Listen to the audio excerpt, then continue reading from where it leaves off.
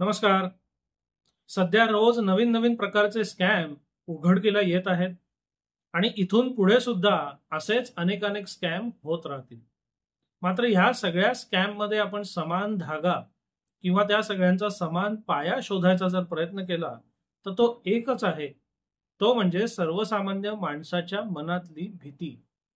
विशेषतः सरकारी यंत्रणा ज्या खरं म्हणजे सर्वसामान्य नागरिकाच्या भल्या करता आहेत त्यांच्याबद्दलची भीती. आता ही भीती कुठनं निर्माण झाली याचा शोध घेणं सुद्धा तितकंच महत्वाचं आहे. त्यामुळे हा व्हिडिओ जो आहे या व्हिडिओमध्ये मी जे बोलणार आहे ते मुख्यतः कायदेशीर नसून थोडंसं मनोचिकित्सक स्वरूपाचं आहे. त्यामुळे ज्या लोकांना हे ऐकायचं नसेल किंवा मनोचिकित्सक किंवा सायकोलॉजीमध्ये इंटरेस्ट नसेल त्यांनी हा व्हिडिओ इथे सोडून दिला तरी चालेल, कारण इथून पुढे कायदा किंवा कायद्याच्या अनुषंगाने याची चर्चा होणार नाहीये. तर आता प्रश्न असा येतो की या सगळ्या कायदेशीर ज्या संस्था आहेत किंवा ज्या यंत्रणा आहेत त्यांच्याबद्दल आपल्या सगळ्यांच्या मनात एवढी भीती का आहे. याची दोन मुख्य कारणं येतात. एक, सगळ्यात पहिलं आणि महत्वाचं म्हणजे जे मी मगाशी म्हटलं की खरं म्हणजे ज्या लोकांच्या भल्याकरता चालू असलेल्या यंत्रणा आहेत त्या सगळ्या यंत्रणांचा एकंदर सध्याचा कारभार बघितला तर यांच्या हातनं लोककल्याण सोडाच, पण लोकांना त्रासच होण्याची शक्यता अधिक हे अनेक लोकांनी स्वानुभव किंवा इतरांच्या अनुभवातनं शिकलेलं वास्तव, कटू वास्तव किंवा कटू सत्य आहे. त्यामुळे कोणत्याही सरकारी यंत्रणेशी शक्यतो आपला संबंध न येईल तेवढा बरा या मतापर्यंत आपला सर्वसामान्य नागरिक आलेला आहे आणि याची 100% चूक आपल्या नालायक यंत्रणांची आहे. पण हे जे आहे हे 50%च कारण आहे. मग उरलेले 50% कोणामुळे झालेलं आहे किंवा उरलेली जबाबदारी कोणाकडे आहे. तर याच्यावर गेले अनेक दिवस मी विचार करत होतो आणि योगायोगाने मी एका ठिकाणी गेलेलो असताना एक कुटुंब तिथे होतं. म्हणजे आई वडील आणि त्यांचा एक 7-8 वर्षाचा मुलगा असेल. तर तो मुलगा त्यांच्या मनाप्रमाणे करत नव्हता आणि कर्मधर्म संयोगाने तिथे एक पोलीस होता. तर त्या आई वडिलांनी तू अमुक अमुक कर नाही तर पोलीस काका घेऊन जातील अशी त्याला भीती घातली. आणि माझ्या मते आपल्या बहुसंख्य लोकांच्या बाबतीत हे घडलेलं आहे. पण इथे मला अभिमानाने सांगायला वाटतं की माझ्या आई वडिलांनी अगदी मला जिथपासून आठवतंय तिथपासून मी एखादी गोष्ट करावी म्हणून मला कोणाचीही भीती घातलेली नाही. आणि तोच कित्ता किंवा तेच संस्कार मी सुद्धा पुढे चालवतोय. मी सुद्धा माझ्या अपत्याला तू काहीतरी कर नाही तर कोणीतरी काहीतरी करेल, कोणीतरी काहीतरी तुला घेऊन जाईल अशी भीती कधीही घालत नाही आणि घालणार सुद्धा नाही.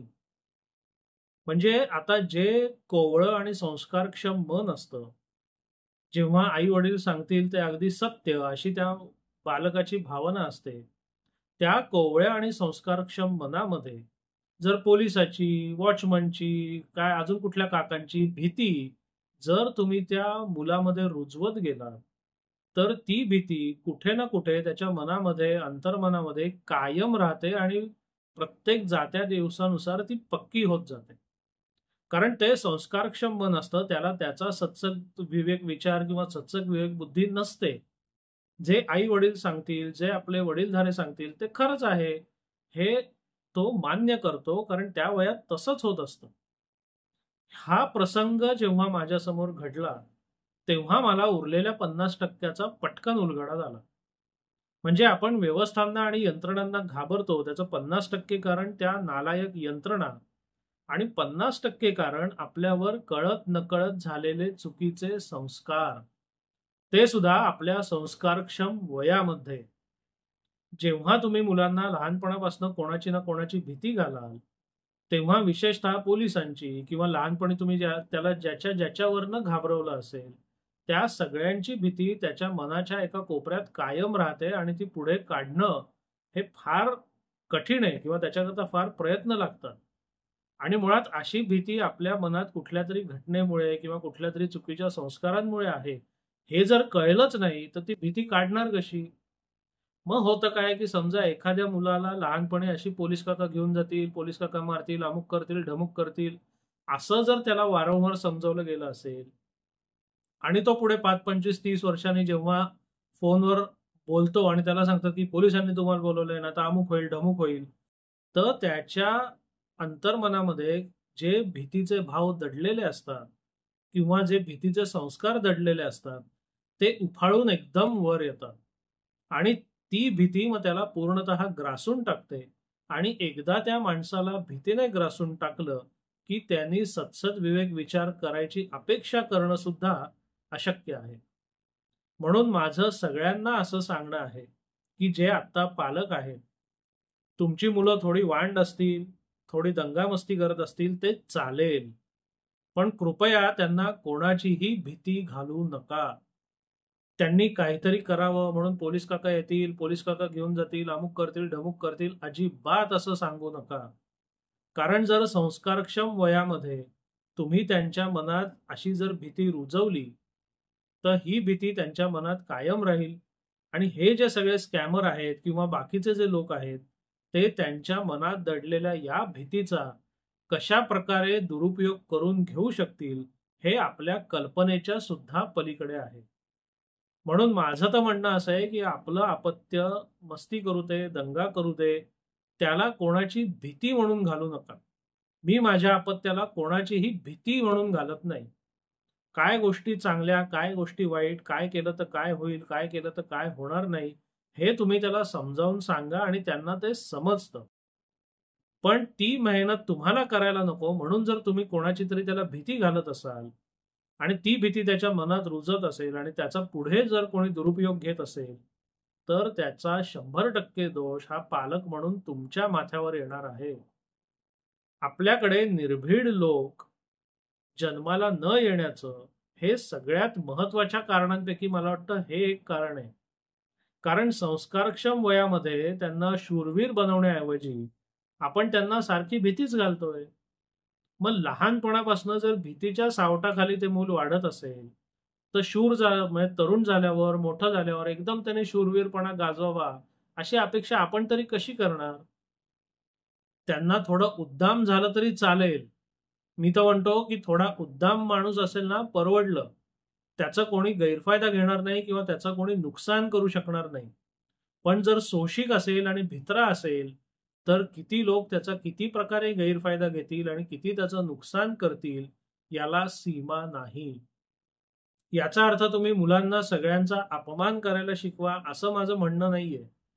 वडीलधाऱ्यांचा मान ठेवा, पण केवळ कोणीतरी वडीलधारा आहे किंवा कोणीतरी कुठल्यातरी यंत्रणेशी संबंधित आहे म्हणून त्याला घाबरायचं कारण कोणालाही असता कामा नये आणि तसे संस्कार कोणत्याही अपत्यांवर होता कामा नयेत.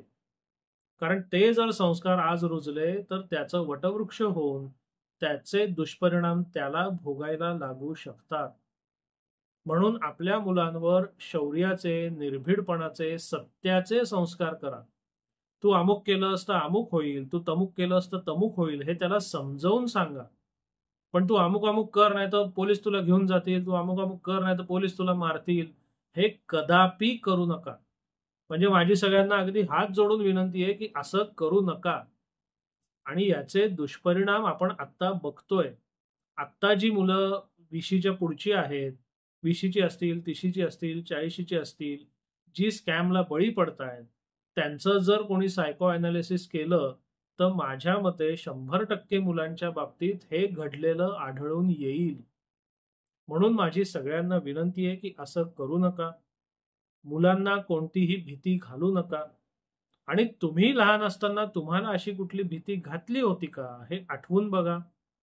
आठवत नसेल तर तुमच्या वडीलधाऱ्यांना, आई वडिलांना विचारा. आणि ती भीती जर तुम्हाला घातली असेल आणि ती तुमच्या अंतर्मनात दडली असेल आणि ती अशा स्कॅमच्या क्षणी जर तुम्हाला ग्रासून टाकत असेल, तर कृपया एक पॉज घ्या. कारण एक पॉज घेतला, थोडा वेळ दिला, कारण ती भीती जी उचंबळून वर आलेली असते ना, ती अशी काय 1-2 तास वर राहत नाही. ती क्षण, 2 क्षण, अर्धा 1 मिनिटच तुम्हाला व्यापून टाकते. नंतर परत ती निवळते आणि तुम्ही सद्सद विवेक बुद्धीने स्पष्ट विचार करू शकता. मात्र त्याच्याकरता जो वेळ दिला पाहिजे तो मात्र तुम्ही द्या. आणि आपण किंवा आपल्या परिचितांवर जे चुकीचे संस्कार झालेत, तो कित्ता किमान आपण पुढे गिरवायला नको, हे तरी आपण आज नक्की ठरवूया. आपल्याला हा व्हिडिओ कसा वाटला अवश्य कळवा. धन्यवाद.